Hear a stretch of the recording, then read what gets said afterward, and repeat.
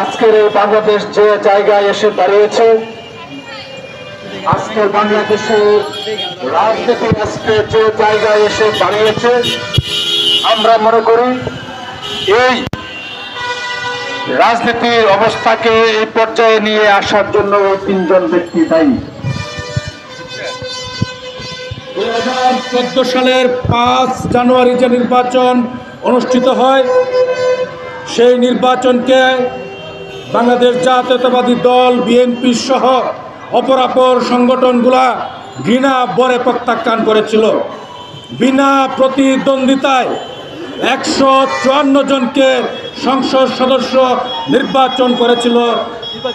নির্বাচিত করেছিল শেখ হাসিনা ওয়াজেদ।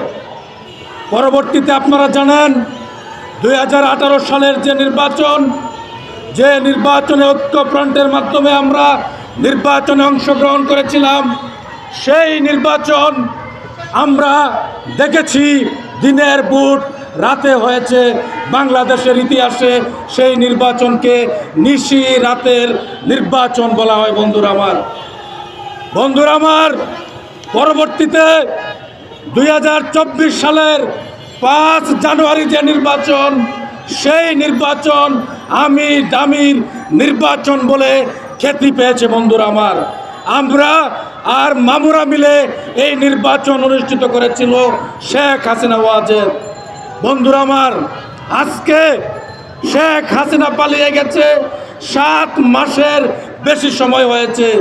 সেই 3টি নির্বাচন যারা পরিচালনা করেছিলেন, রাকিব উদ্দিন, হুদা এবং এম এ আউয়াল, তারা কোথায় আছে?